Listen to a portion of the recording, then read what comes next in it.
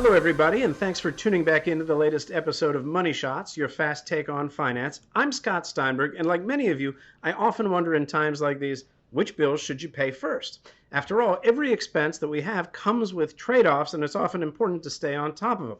Luckily, when it comes to keeping your finances healthy, what you'll find is that a little planning and ingenuity is often all that it's going to take to help you stay one step ahead of the curve. So, case in point, being your largest and most important expense, housing and related bills should typically come first, right?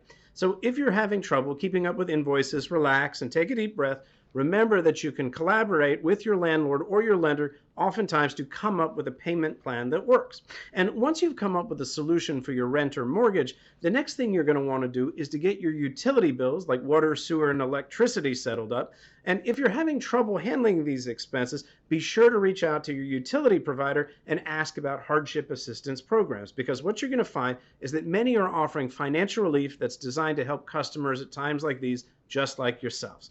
And by the way, car payments, that should come next on your list of to-dos, as having access to transportation is also super important. So keeping this in mind, if you're having difficulty maintaining your car payments, again, reach out to your lender immediately. What you're going to find is that many providers, and in fact many major auto brands, are currently waiving late fees, offering payment deferrals, and are open to discussing even more creative solutions.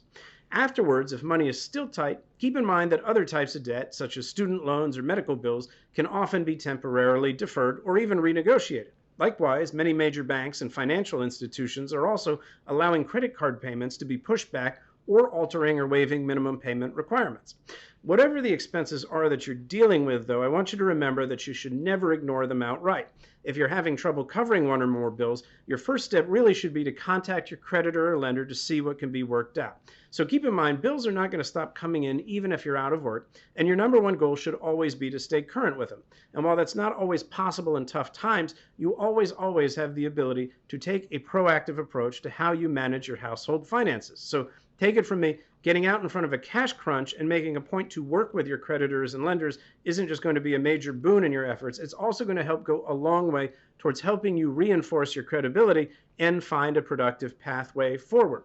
So while we may all have to do a little bit of belt tightening right now, right, I'm confident that it won't be long before you're back to good and that your finances are on the up and up again. So I'm Scott Steinberg. Thanks again for tuning in, and we will see you on the next episode of Money Shots.